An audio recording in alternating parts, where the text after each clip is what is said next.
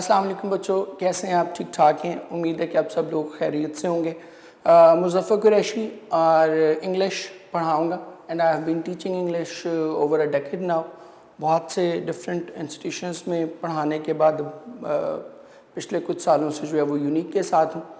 Anti-test को भी teach करता हूँ यहाँ पे। एंटी-टेस्ट की क्लासेस जो MD कैट और E-कैट की हैं, और अब आपको ये जो प्री फर्स्ट ईयर का ऑनलाइन पोर्टल जो है वो यूनिक ने शुरू किया है, इसमें आपको जो है वो इंशाल्लाह I will teach you English और आई विल मेक श्योर इंशाल्लाह कि it will be a very enjoyable sort of a learning for all of you. और हम ना सिर्फ ये कि इंग्लिश को पढ़ें, उसके लेसन्स को पढ़ें, बल्कि जो लैंग्वेज है द मोस्ट इम्पॉर्टेंट थिंग उसको भी हम सीखें। बिकॉज आई ऑलवेज बिलीव कि इंग्लिश बाय लार्ज आप इसको इससे इत्तफाक करें या ना करें, या आप इसको मुनासिब समझें या ना समझें, बट बाय एंड लार्ज हमारी सोसाइटी में इंग्लिश जो है it is considered a major of intelligence, it is considered a criterion for intelligence. So हम कोशिश करेंगे कि नॉट ओनली द लेसन्स, क्योंकि नॉर्मली अनफॉर्चुनेटली आप बच्चे जो है वो ये समझते हैं कि बस इंग्लिश को रटने की चीज़ है, याद करने की चीज़ है, आप सबक को रट्टा मार लेंगे तो आपको इंग्लिश आ जाएगी। और यही वजह है कि आप उसको इफ़ेक्टिवली मार्क्स तो बहुत अच्छे स्कोर कर जाते हैं, आप 9th-10th में 75 में से 74 73 तक बच्चे स्कोर करते हैं, तो मार्क्स तो बहुत अच्छे स्कोर कर जाते हैं। लेकिन उसी 74 वाले बच्चे को जो उसने 10 एसेज याद किए हुए, उन 10 एसेज के अलावा कोई 11वां ऐसे दे दिया जाए तो वो उसको इफ़ेक्टिवली लिखने के काबिल नहीं होता। वजह उसकी क्या है कि हमने उसको रट्टा मारा होता है, उसको इफ़ेक्टिवली लैंग्वेज नहीं सीखी होती। सो इंशाल्लाह इस टाइम पीरियड में I will try my level best and इंशाल्लाह आई विल मेक श्योर कि हम जो है वो ना सिर्फ ये कि लेसन्स उसके पढ़ें, बल्कि उसमें जो लैंग्वेज का पोर्शन है, जो ग्रामर का पोर्शन है, वो भी हम सीखें। आज का आपका जो फर्स्ट लेक्चर है ये आपके सिलेबस से रिलेटेड होगा और पेपर पैटर्न से रिलेटेड होगा कि हमने सिलेबस क्या पढ़ना है और पेपर पैटर्न क्या पढ़ना है। पेपर पैटर्न जो है वो हमारा किस तरह से। सो स्टार्ट करते हैं जी। सो स्टूडेंट्स, जैसे कि मैंने अभी आपसे डिस्कस किया कि आज हम अपना पेपर पैटर्न या सिलेबस जो है, बेसिकली पेपर पैटर्न से इम्पॉर्टेंट सिलेबस है, सिलेबस जो है वो हम डिस्कस करने जा रहे हैं। सो स्टार्ट करते हैं बेटे। फर्स्ट ऑफ ऑल तो इसमें जो इम्पॉर्टेंट चीज़ है वो ये कि फर्स्ट ईयर सेकेंड ईयर में आके आपको for the first time in true sense आपको लिटरेचर पढ़ने को मिलेगा। जो 9th-10th में हम लेसन्स अपने पढ़ते हैं वो मेजॉरिटी जो है वो ऐसे बेस्ड हैं, कोई डिस्क्रिप्टिव ऐसे है, किसी को पर्सनालिटी के बारे में आ गया है, ठीक है, किसी को इशू के रिगार्डिंग आपके 9th-10th में जो हैं वो लेसन्स ऐसे टाइप ज़्यादा हैं। वो स्टोरी उस तरह से नहीं है जिस तरह हम ड्रामाज में, मूवीज़ में स्टोरीज़ देखते हैं, उस तरह से नहीं है। ये पोइम्स अगर हैं उसमें, तो पोइम्स जो हैं वो 2-3 बड़ी सिलेक्टिव सी पोइम्स हैं। प्ले ड्रामा जिसको आप कहते हो वो बिल्कुल ही नहीं है। तो मतलब लिटरेचर का पोर्शन, लिटरेचर का एलिमेंट उसमें बहुत कम है। लेकिन यहाँ पर आके आपको फर्स्ट ईयर में एक प्रॉपर फुल फ्लेज फॉर्म में जो है वो लिटरेचर जो है वो पढ़ने को मिलेगा। सो हम स्टार्ट करते हैं। दो बेसिकली जब हम टेक्स्ट की बात करते हैं, 3 पोर्शंस मैंने बना दिए। ये दोनों पोर्शंस जो हैं आपके बुक 1 और बुक 3 ये आपके टेक्स्ट से रिलेटेड हैं, और ये प्योरली जो है ग्रामर वाला पोर्शन जो है ये 30 मार्क्स का पोर्शन जो है ये आपका रिलेटेड है लैंग्वेज से या ग्रामर से। और टोटल मार्क्स जो हैं, अब पहले आपके 9th-10th में 75 होते थे, अब आपके जो मार्क्स हैं total that would be 100 marks. So start करते हैं। 2 किताबें आपको टेक्स्ट में मिलेंगी, एक बुक 1 है और एक बुक 3 है। बुक 1 इसलिए बहुत इंपॉर्टेंट है, मोस्ट इंपॉर्टेंट बुक में इसको इसलिए कहता हूँ, मैंने इसके सामने लिख भी दिया। बुक 1 इसलिए इंपॉर्टेंट है कि इसमें आपका 40 मार्क्स का पेपर आएगा। आउट ऑफ 100 आपका 40 मार्क्स का पेपर, 40% ऑफ द पेपर जो है वो बुक 1 में से आएगा। सो बुक 1 इस हवाले से जो है that is very important. Book 1 है क्या, बुक 1 में क्या कुछ है वो हम पढ़ते जाएंगे। बुक 1 में आपकी शॉर्ट स्टोरीज हैं जी, छोटे छोटे अफसाने। आपने उर्दू में भी जैसे हम पढ़ते हैं शॉर्ट स्टोरी, अफसाने को बेसिकली कहते हैं। आप नॉवेल्स या अफसाने आप पढ़ते रहते हैं उर्दू में, तो नावल आपको पता है कि एक लेंथी, एक बड़े प्लॉट की चीज़ होती है। अफसाना जो है वो छोटी सी एक स्टोरी होती है जो 3-4-5 सफ़ों के अंदर ही जो है वो ख़त्म हो जाती है। तो ये शॉर्ट स्टोरीज़ हैं, टोटल 15 शॉर्ट स्टोरीज़ हैं जिसमें मुख्तलिफ़ तरह की जो है स्टोरीज़ हैं। उसमें मॉरल स्टोरीज़ भी हैं, कुछ इमोशनल ड्रामा है, कुछ सस्पेंस थ्रिलर है, कुछ आपकी जो है वो इस तरह से जो है ना मुख्तलिफ़ टॉपिक्स में उन्होंने चूज़ किए हैं, ठीक है, कि कोई मतलब आपके जिस बात से रिलेटेड है, इमोशन बेस्ड स्टोरीज़ हैं कुछ प्योरली, कुछ जो हैं वो मॉरल टीचिंग्स के हवाले से हैं, कुछ आपकी जो गरीबों की सफरिंग्स हैं उनके हवाले से हैं, कुछ आपके वैसे सस्पेंस जो सस्पेंस थ्रिलर हैं वो हैं। फिर एक इम्पॉर्टेंट स्टोरी इसमें जो है that is regarding science fiction as well, वो हम आगे पढ़ेंगे कि साइंस फिक्शन जो है वो बेसिकली क्या होती है। तो ये 15 टोटल स्टोरीज़ हैं। इन 15 स्टोरीज़ में से आपको क्या कुछ पेपर में आएगा वो हम डिस्कस करते जाते हैं। सबसे पहले तो आपको 12 नंबर के इसमें शॉर्ट क्वेश्चंस आएंगे, मैंने लिख दिया, ये 2-2 नंबर का शॉर्ट क्वेश्चन होता है और आपको 9 में से 6 अटेम्प्ट करने होते हैं, 9 आउट ऑफ 6। जब हम कल पेपर पैटर्न इसका डिस्कस करेंगे तो आपको बताऊंगा। उसमें शॉर्ट क्वेश्चंस में 12 नंबर के आपके जो है वो शॉर्ट क्वेश्चंस हैं, 9 में से 6 आपने अटेम्प्ट करने होते हैं। रफली आपके पास 33% जो है ये चॉइस होती है। ये सारे शॉर्ट क्वेश्चन जो हैं ये आपके आ रहे होते हैं शॉर्ट स्टोरीज में से। फिर एक बड़ा इंपॉर्टेंट जो इसमें क्वेश्चन आता है that is translation passage. English to Urdu आपने इसको ट्रांसलेट करना होता है। 15 नंबर का सवाल है और 15 number we all know very vital for your success, ठीक है। सो और ये टेक्स्ट बेस्ड ही होता है। ये आपको जो शॉर्ट स्टोरीज दी हुई हैं उन्हीं के टेक्स्ट में से ये आपको 15 नंबर का उन्हीं शॉर्ट स्टोरीज में से कोई एक पैसेज उठा लेंगे और वो एक पैसेज जो है वो आपको ट्रांसलेट करने के लिए दे दिया जाएगा। तो 15 मार्क्स जो हैं वो इसके बनते हैं। 5 नंबर के आपके सिनोनिम्स आते हैं, आप उसमें कर चुके हो 9th-10th में पहले ऑलरेडी सिनोनिम्स आप कर चुके हैं, जिसमें आपको उसी का हममानी लफ्ज़ जो है वो नीचे ऑप्शन दे दी जाती है और आपने उसको पिक करना होता है। ये ऑब्जेक्टिव टाइप है। ये दोनों क्वेश्चंस जो हैं, ये वाले दोनों जो मैंने डिस्कस किए, ये वाले ये सब्जेक्टिव टाइप में हैं और ये वाले जो अब नीचे मैं डिस्कस करने जा रहा हूँ ये 2 क्वेश्चन, ये जो है आपके ऑब्जेक्टिव टाइप के क्वेश्चन है। और पेपर पैटर्न हम डिस्कस करेंगे तो उसके साथ हम ये डिस्कस कर लेंगे। सिनोनिम्स आपको 5 आते हैं। इन्हीं शॉर्ट स्टोरीज में से वो कुछ वर्ड चूज करते हैं, नीचे उनके ऑप्शन देते हैं, आपको वो राइट ऑप्शन जो है उसको टिक करना होता है। देन नेक्स्ट देखिए आप टेक्सचुअल एमसीक्यूज, ठीक है। टेक्सचुअल एमसीक्यूज क्या होते हैं? मसलन एक स्टोरी चल रही है और उसमें एक करेक्टर है जी मिस्टर ह्यूबर्ट फॉर एग्जांपल। एक हमारी शॉर्ट स्टोरी है, स्टोरी नंबर 5 है द पीस ऑफ स्ट्रिंग के नाम से। उसमें एक करेक्टर है ह्यूबर्ट, वो एक रस्सी का टुकड़ा जो है वो उठा लेता है। तो मसलन उस पर एक piece of string, he picks up basically a piece of string. तो उसमें आपको जो ये टेक्सचुअल एमसीक्यूज हैं इसमें इस तरह से आ सकते हैं कि जी मिस्टर ह्यूबर्ट पिक्ड अप, आगे ब्लैंक आ जाएगी।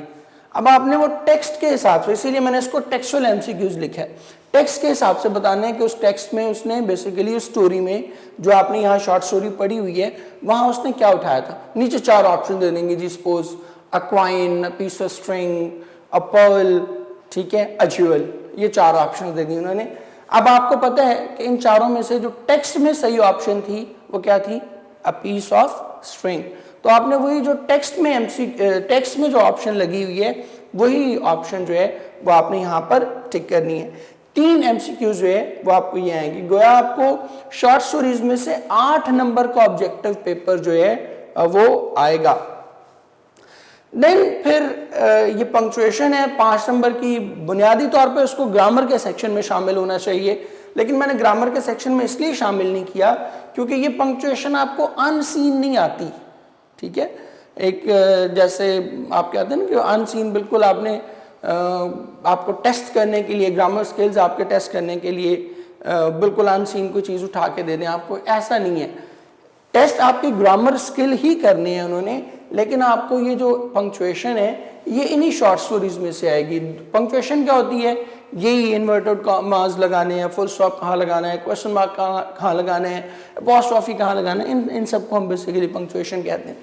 तो वो आपको एक स्टेटमेंट दे देंगे जिसमें कोई पंक्चुएशन नहीं लगी होगी, ना फुल स्टॉप लगा होगा, ना कैपिटल लेटर लगे होंगे, ना कॉमास लगे होंगे, ना अपॉस्ट्रोफी लगी होगी, ना इन्वर्टेड कॉमास होंगे, नथिंग, बिल्कुल एक ब्लैंक। ना उसमें आपने बताना होगा कि कहाँ सेंटेंस खत्म हो रहा है, कहाँ नया सेंटेंस शुरू हो रहा है, कहाँ हमने उसकी कैपिटल लेटर लिखना है, कहाँ कॉमा लगाना है, कहाँ फुल स्टॉप लगाना है, कहाँ इन्वर्टेड कॉमास आने हैं, और इस तरह से।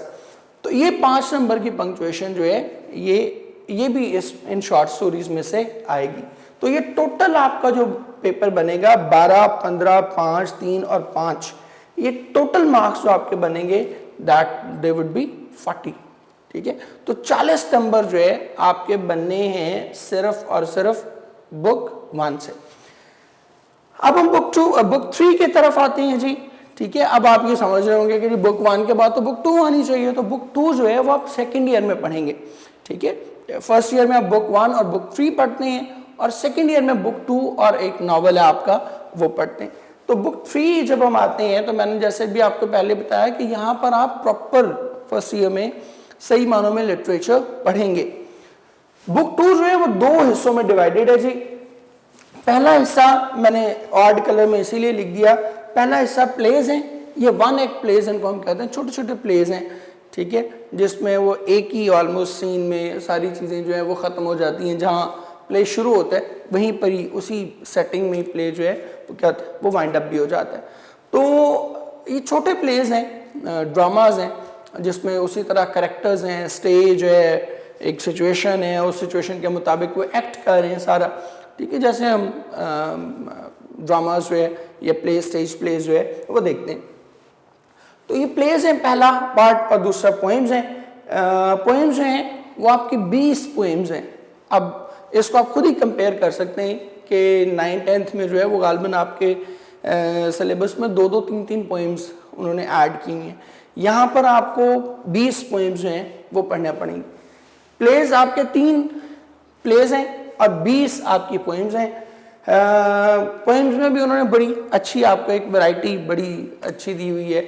ठीक है, कि आपको मतलब स्पिरिचुअल पोएम्स भी हैं, जो मिस्टिक पोएम्स आप जिनको कहते हैं, रूहानियत से रिलेटेड हैं, फिर इंसानी जज्बात से रिलेटेड हैं, कुछ हिस्टोरिक पोएम्स हैं, कुछ इंसानियत को जो मसाइल दरपेश हैं, ठीक है, उनसे रिलेटेड पोएम्स हैं। तो इस तरह की एक बड़ा अच्छा मिक्स जो है पोएम्स का उन्होंने दिया हुआ है।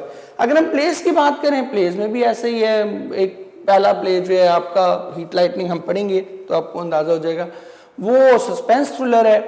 फिर आपका एक साइंस फिक्शन है, फिर आपका एक मोरालिटी बेस्ड एक जो है वो प्ले है, जिसका प्योरली ताल्लुक जो है वो आपके इमोशंस के साथ है। सो खैर हम वापस आते हैं इस पे। तो प्ले जो है उसमें आपका टोटल 15 नंबर का जो पेपर है वो बन के आएगा। 10 नंबर के शॉर्ट क्वेश्चंस हैं, ये 5 शॉर्ट क्वेश्चंस आपको करने होते हैं आउट ऑफ 8। ठीक है, तो यहाँ भी आपका वो जो चॉइस का मार्जिन है, ठीक है, दैट इज रफली 33%, बल्कि 33% से कुछ थोड़ा ज़्यादा ही है, काम नहीं है। तो आपने 8 में से 5 शॉर्ट क्वेश्चंस करने होते हैं। देन फिर सिनोनिम्स हैं, जैसे यहाँ हम सिनोनिम्स कर रहे थे बुक 1 के, इसी तरह बुक 3 का जो प्ले वाला पोर्शन है, इसमें से आपके 3 सिनोनिम्स जो हैं वो आते हैं। और जैसे यहाँ हम 2 टेक्सचुअल एमसीक्यूज कर रहे थे, इसी तरह प्लेज में से भी जो है वो 2 टेक्सचुअल एमसीक्यूज आपको आते हैं। टेक्सचुअल एमसीक्यूज फिर बता रहा हूँ कि अकॉर्डिंग टू टेक्स्ट जो करेक्ट ऑप्शन मौजूद है वो आपने वहाँ लगानी होती है। इसके बाद हम अगर पोइम्स में आए तो जैसे प्ले 15 नंबर के थे, पोइम्स भी 15 नंबर के। ये टोटल बुक 3 का जो पेपर में हिस्सा है वो दैट इज ऑफ 30 मार्क्स। ठीक है, 30 मार्क्स का पेपर जो है वो बुक 3 में से आता है। शॉर्ट क्वेश्चन हैं जी इसमें। सबसे पहले जैसे हम पहले करते आ रहे हैं, शॉर्ट क्वेश्चंस 8 नंबरों के हैं। 6 में से 4 शॉर्ट क्वेश्चन जो है वो आपको करने होते हैं। यहाँ भी जो चॉइस है आपके पास रफली वो वही 33% क्वेश्चन जो है आपके एडेड उन्होंने दिए होते हैं। मतलब 6 करने हैं तो 2 छोड़ सकते हैं, तो इस हिसाब से मैं कह रहा हूँ, अदरवाइज 25% बनती है। देन इसके बाद सिनोनिम्स हैं, वही सिनोनिम्स जो हम यहाँ कह रहे थे बुक 1 में, बुक 3 के स्टार्ट में भी हमने किए, और यहाँ फिर वही सिनोनिम्स जो हैं वो हमारे पास अवेलेबल हैं। यहाँ जो एक डिफरेंट चीज़ आ रही है पोएम्स में, वो आपकी समरी नहीं अब आएगी, ठीक है। 9-10 में भी पैराफ्रेज का क्वेश्चन था, लेकिन हमारे यहाँ करवाया नहीं जाता उसे। यहाँ पर अब समरी नहीं आएगी, यहाँ पर पैराफ्रेज आएगी, एक्सप्लेनेशन आएगी with reference to context. Paraphrase क्या है कि आपको एक स्टेंजा दे दिया जाएगा या 4 लाइंस दे दी जाएंगी, किसी 4 वर्सेस दे दी जाएंगी किसी भी पोएम की, और आपने उन वर्सेस को एक्सप्लेन करना होगा विद रेफरेंस टू कॉन्टेक्स्ट। ये इंपॉर्टेंट चीज़ है, मैं इसको मार्क भी कर रहा हूं, ठीक है। विद रेफरेंस टू कॉन्टेक्स्ट आपने जो है उसको एक्सप्लेन करना है। रेफरेंस टू कॉन्टेक्स्ट आप उर्दू में भी पढ़ चुके हैं, सियाको सबाक के हवाले से तशरीह, कि आपने उसका रेफरेंस देना है कि ये पोएम, ये लाइंस कहाँ से ली गई हैं और इसका जो पोएट है वो कौन है, प्लस आपने उसके साथ जो अगली चीज़ बतानी होती है वो उसका कॉन्टेक्स्ट, उसका सियाको सबाक के ओवरऑल थीम, या इससे पहले और इसके बाद जो है वो क्या कुछ गुजर चुका है इस पोएम में, क्या कुछ डिस्कस हुआ है, वो आपने बताना होता है। तो ये 5 नंबर के। अब समरीज को आपने भूल जाना है, जो अब 9-10 में रट्टे मारते हैं हम समरीज को सभी, ठीक है, वो समरीज को आपने भूल जाना है, और अब आपने जो है वो आना है स्पेसिफिकली पैराफ्रेज पे, उन लाइंस को विद रेफरेंस टू कॉन्टेक्स्ट आपने जो है एक्सप्लेन करना है। तो ये इस तरह से 30 नंबर का, 15 नंबर प्लेस के और 15 नंबर ही आपकी पोएम्स वाले पोर्शन के। तो ये टोटल मिला के बुक 3 में से आपका 30 नंबर का क्वेश्चन जो है, 30 नंबर का पेपर जो है वो बनेगा। अब लास्ट पे हमारे पास है ग्रामर का पोर्शन। ग्रामर का पोर्शन में बेटे आपका 30 ही नंबर का है। उसमें सबसे पहले तो एप्लीकेशन या लेटर, एप्लीकेशन और लेटर, इसका मतलब ये है कि आपके पास दोनों में चॉइस है। You can either attempt letter और यू कैन अटेम्प्ट एप्लीकेशन। तो दोनों में से जहां भी बच्चा जो है वो कंफर्टेबल हो, एक एप्लीकेशन आती है, एक लेटर आता है, उन दोनों में से जिसमें भी आप कंफर्टेबल फील करते हैं आप उसको अटेम्प्ट करते हैं। 10 नंबर का जो है ये क्वेश्चन होता है। देन मॉरल स्टोरीज है जी। मॉरल स्टोरीज ये, इसमें भी चॉइस होती है, 2 स्टोरीज आती हैं और दो में से एक कोई स्टोरी जो है वो आपको अटेम्प्ट करना होती है। तो ये भी 10 नंबर का आपका जो है वो क्वेश्चन है। और याद रखें कि इसमें मॉरल आपको दिया जाता है, स्टोरी नहीं दी जाती, ठीक है। You are just given a moral, क्या आपको कहना है जी honesty is the best policy, ठीक है, ये डू गुड हैव गुड, या ट्राई अगेन। अब इसमें आप स्टोरी अपनी मर्जी से जो है उस मॉरल वाली कोई भी स्टोरी जो है वो लिख सकते हैं, बिकॉज वी ऑल नो कि बाज़ औक़ात ये होता है कि एक ही मॉरल की डिफरेंट स्टोरीज होती हैं। मसलन ट्राई अगेन अगर मैं कहूँ तो ट्राई अगेन में अब 2 स्टोरीज बड़ी कॉमन है, आपने वो सुनी होंगी। एक तो वो स्पाइडर वाली स्टोरी है कि वो मुसलसल जो है वो अपने घर, अपनी वो उसमें जाले में जाना चाह रहा था और वो कामयाब नहीं हो रहा था, and king Bruce saw it, और वो 8वीं-9वीं अटेम्प्ट में जब वो जाके वहाँ पहुँचा तो वो बादशाह को भी उससे सबक मिल गया कि हाँ मुझे भी बार बार कोशिश करनी चाहिए, ये भी लिख सकते हैं। और ट्राई अगेन में वो जो थर्स्टी क्रो वाली स्टोरी है कि वो उसने हिम्मत नहीं हारी और मुसलसल वो पानी में वो कंकर फेंकता चला गया, वो भी किसी हद तक जो है वो लिख सकते हैं। तो ये मॉरल बेस्ड है, मॉरल आपने उसके हिसाब से फिट करना। इसके बाद पेयर ऑफ वर्ड्स हैं। पेयर ऑफ वर्ड्स आप 9th में कर चुके हैं। कंफ्यूजिंग वर्ड्स होते हैं, एक जैसे वर्ड्स होते हैं, उनमें उनको आपने सेंटेंसेस में यूज़ करना होता है। 7 टोटल दिए होते हैं, 7 में से 5 करने होते हैं, ठीक है। वही आपके पास यहाँ भी जो है वो चॉइस बन जाती है, लेकिन इनको आपने 5 को सेंटेंसेस में जो है वो यूज़ करना होता है। And last but not the least, correct form of verb. ये 5 नंबर की आपकी करेक्ट फॉर्म ऑफ वर्ब होती है। आप इससे पहले 9th में भी आप इसको कर चुके हुए हैं कि एक सेंटेंस दे दिया जाता है और उसमें फॉर्म ऑफ वर्ब जो है करेक्ट वाली फॉर्म ऑफ वर्ब आपने प्लेस करनी होती है। So that ends our grammar portion. और ग्रामर पोर्शन भी आपने देखा कि ये भी 30 मार्क्स का। सो 40, 30 एंड 30, सो 40, 30 और 30 ये टोटल कुल मिला के जो है ये आपका 100 मार्क्स का जो है वो सिलेबस बनता है और यही कुछ जो है वो हमने करना है। इसी पैटर्न पे हम इंशाल्लाह इसको लेके चलेंगे। आज हम अपना फर्स्ट ईयर का सेकेंड लेक्चर जो है वो स्टार्ट करने जा रहे हैं। पहला लेसन है आपका button button, I have written down the name. Chapter 1 है आपका। रिचर्ड मैथसन जो है that is the author of this lesson.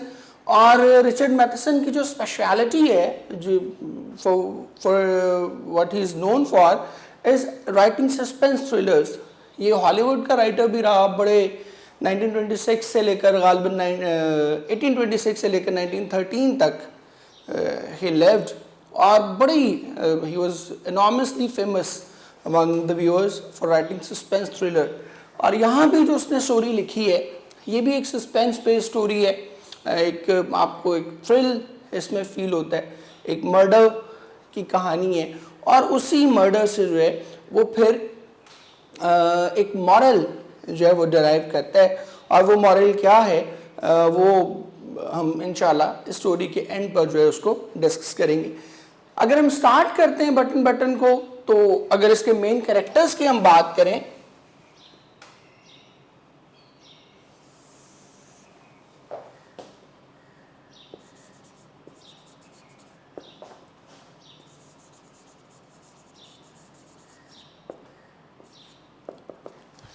Main characters की बच्चों जब हम बात करते हैं तो 3 इसके मेन कैरेक्टर हैं।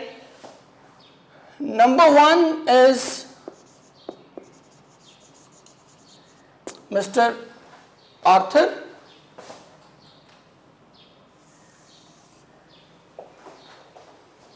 सेकंड इंपॉर्टेंट कैरेक्टर जो है इसका दैट इज मिसेस नॉर्मा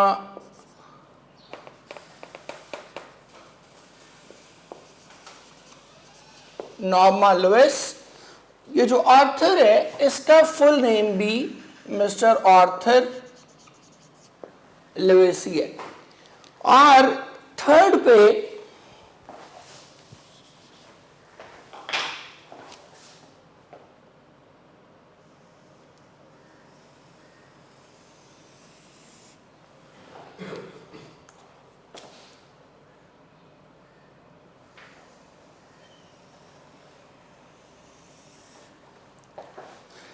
जो इंपॉर्टेंट कैरेक्टर आता है that is of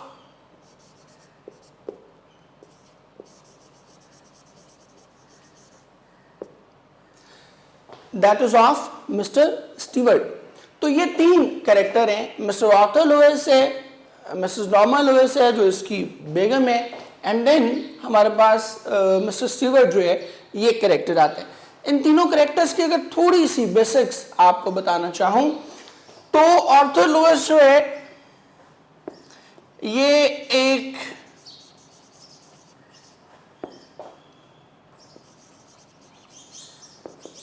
middle class person है।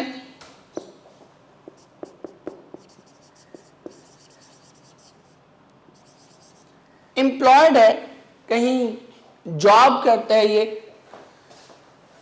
और यहां पर इसको दिखाया गया है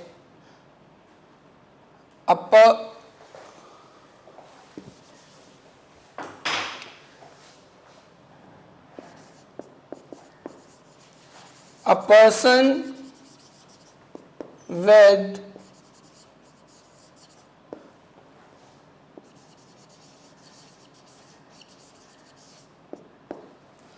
जो उसकी मॉरल स्टैंडर्ड्स हैं, जो उसकी मॉरलिटी है वो बड़ी तगड़ी जो है दिखाई गई है। And in a way we can say that Arthur Lewis is the hero of this story. और ये क्या है, अपनी जिंदगी से बहुत हद तक कंटेंटेड है, मुतमईन है अपनी जिंदगी से। ऑल्दो मिडिल क्लास पर्सन है, कोई बहुत ज्यादा लग्जरीज नहीं है जिंदगी में, कोई बहुत ज्यादा एसेट्स नहीं है जिंदगी में, बहुत ज्यादा दौलत नहीं कमाई हुई, but still he is contented with his life. अगर हम इसके काउंटर पार्ट इसकी बेगम की बात करें तो वो भी क्या है जी, सेम लाइक हिम,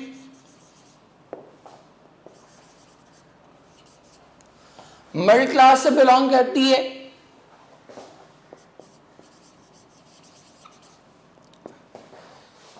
इसके बाद ये भी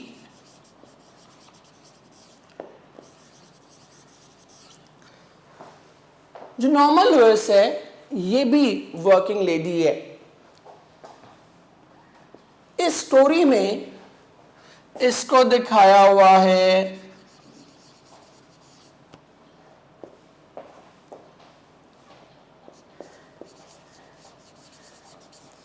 एक ग्रीडी पर्सन के तौर पर, और यहीं इन दो लोगों का जो है, दोनों मियां बीवी का आपस में कॉन्फ्लिक्ट आता है। और दूसरा conflict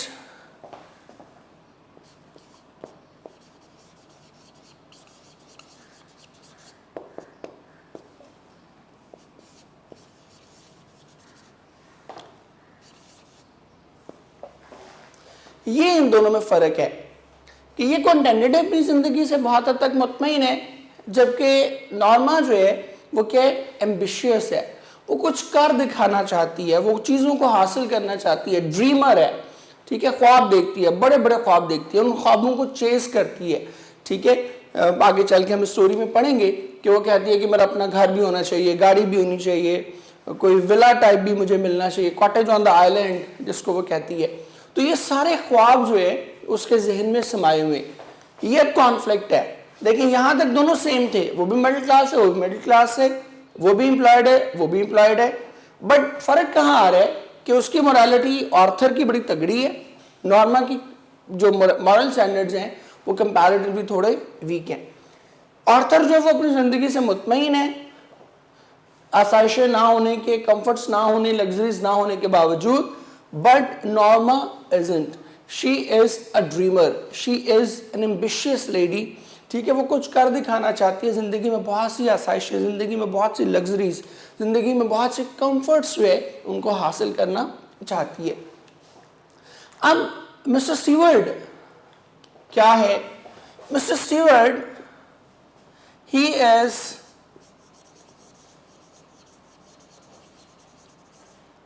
a professional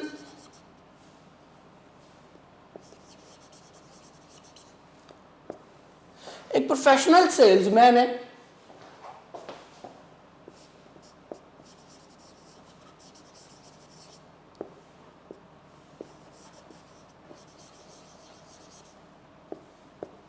highly skilled है, अपने काम में माहिर है। मतलब अभी हम स्टोरी पढ़ेंगे आगे तो आपको अंदाजा होगा कि किस तरह वो नॉर्मा की वो बातें भी समझ जाता है जो बुनियादी तौर पर नॉर्मा ने कहीं भी नहीं होती। और ये एक अच्छे सेल्समैन की सबसे बड़ी क्वालिटी होती है कि वो अपने क्लाइंट की अनकही बातें भी जो है उनको समझ सके। सो बहुत हाईली स्किल्ड पर्सन है। साथ में इसका जो कैरेक्टर है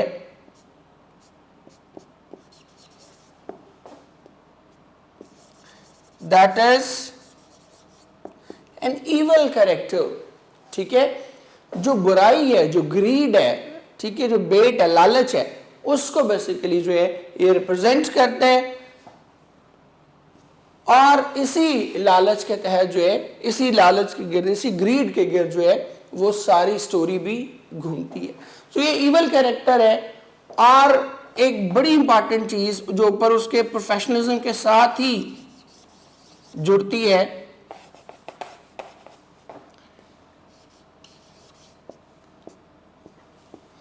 दैट इज कि कंसिस्टेंट बहुत है, ठीक है।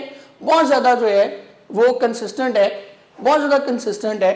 बार बार नॉर्मा इसको इनकार करती है, रिफ्यूज करती है, लेकिन इसके बावजूद जो है ये अपनी जो मकसद है उससे हटता नहीं है और उससे उस पर डटा रहता है। अब आपको यहीं से अंदाजा हो गया होगा, जो हमारा इंट्रो है इससे आपको बहुत अच्छी तरह से आइडिया हो गया होगा कि यहाँ फर्स्ट ईयर में हमारा जो लिटरेचर का मयार है, जो हमारा टेक्स्ट है, वो उसकी जो क्वालिटी है वो बहुत बेहतर है as compare to your 9th and 10th। कि एक पूरी स्टोरी है, पूरी स्टोरी के कैरेक्टर्स हैं, और उन कैरेक्टर्स के गिर्द जैसे आप मूवीज़ में, ड्रामाज में जिस तरह की स्टोरीज देखते हैं, उस तरह की स्टोरीज जो है वो आपको यहाँ पर पढ़ने को मिलेंगी। ठीक है जी। अब हम स्टोरी के ज़रा जो थीम है उसकी तरफ आते हैं। आर्थर लुइस और नॉर्मा जो हैं दे वर लिविंग वेरी हैप्पीली। मैं इनको लिख भी देता हूँ जो बेसिक प्लॉट है।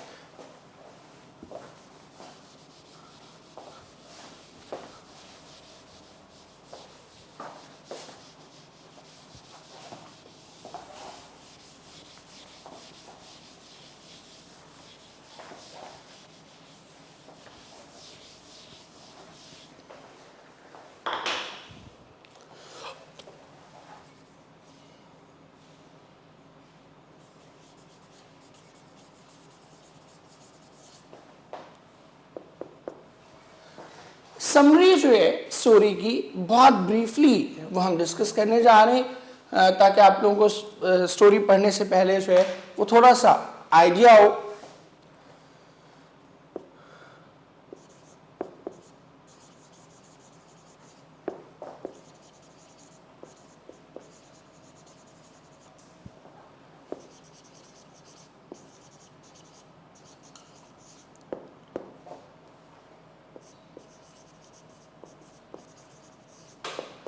आर्थर एंड नॉर्मा जो है दे वर लिविंग वेरी हैप्पीली। वो एक दूसरे के साथ जो है वो बड़ी एक तरह से खुशकुन ज़िंदगी जो है वो गुजारे थे। ऑल्दो कि नॉर्मा वाज नॉट 100% सेटिस्फाइड, को मुकम्मल कंटेंट नहीं थी, लेकिन एक दूसरे के साथ जो है वो खुश थे। होता है क्या है,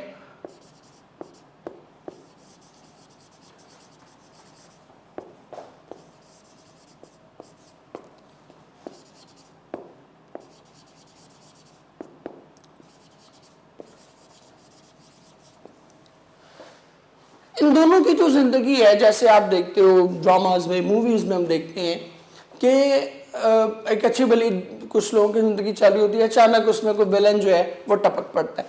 तो यहाँ भी ऐसा ही है कि इन दोनों की ज़िंदगी ठीक ठाक चल रही है, and all of a sudden mister Stewart steps in with an offer. Mister Stewart एक सेल्समैन है, वो एक ऑफर लेकर जो है वो उनके पास आता है।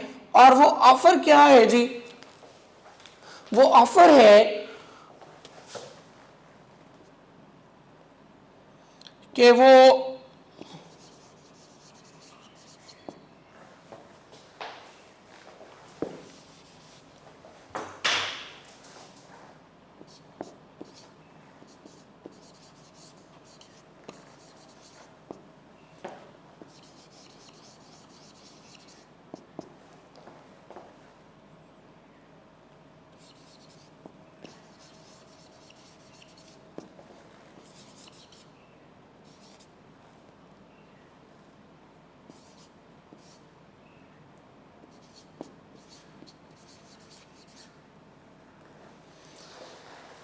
ऑफर क्या है? वो उनको ऑफर करता है, एक बटन यूनिट उनको ला के देता है, और वो बटन यूनिट उनसे कहता है कि you will have to push the button and in return as a reward you will get $50,000।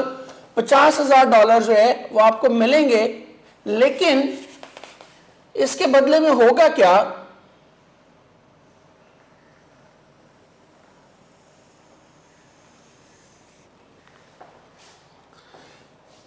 इसके बदले में वो कहता है कि होगा ये कि सम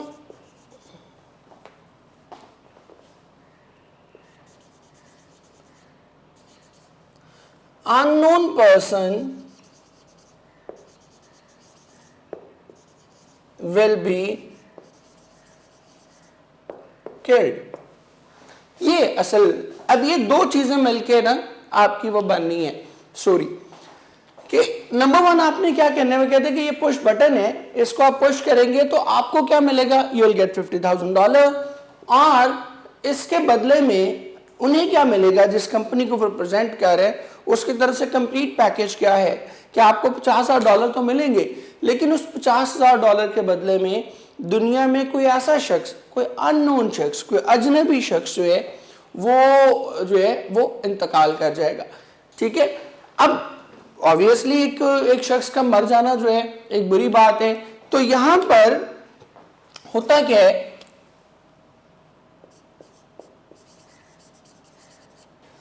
कि नॉर्मा एंड ऑर्थर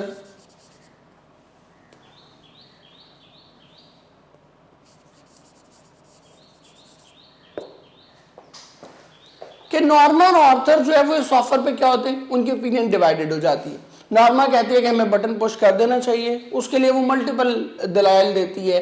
जैसे हम सभी इंसान हमने कुछ गलत काम करने के अगर ठान लें तो हम उसके लिए पर 100 दलीलें 100 बहाने जो है वो तराशते हैं।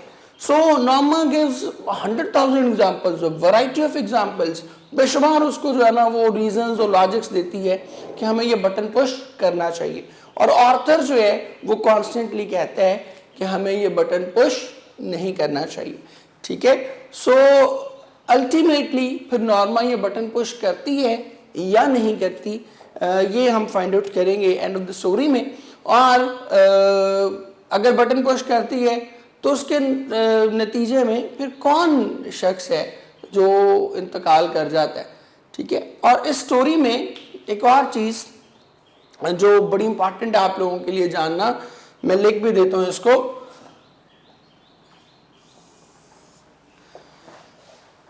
कुछ चीजें हैं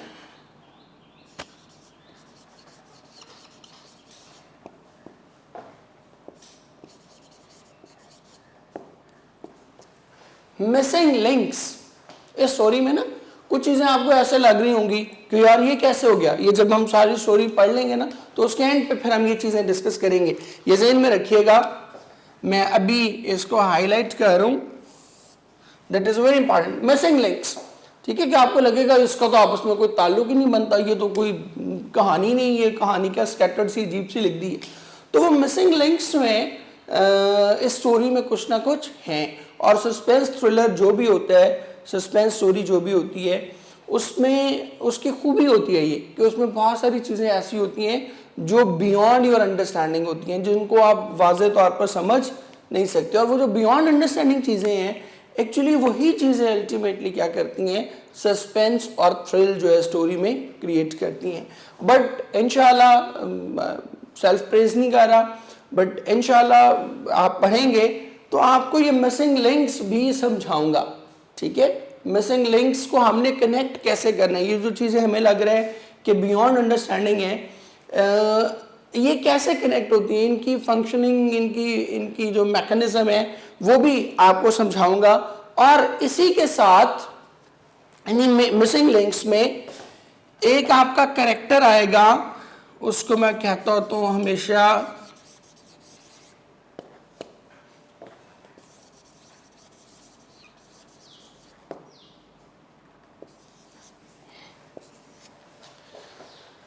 इनविजिबल कैरेक्टर। 3 कैरेक्टर तो हमने डिस्कस कर लिए ना, कि एक उसमें हमने क्या डिस्कस किया, मिस्टर आर्थर लुइस का, एक मिसेस नॉर्मा लुइस, और तीसरा कैरेक्टर हमने डिस्कस किया था उसमें मिस्टर स्टीवर्ट का।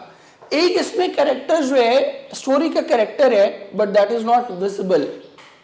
ठीक है, वो नजर ही नहीं आ रहा कि वो कैरेक्टर कहाँ है, कौन है वो शख्स, but that is the most important character of the story.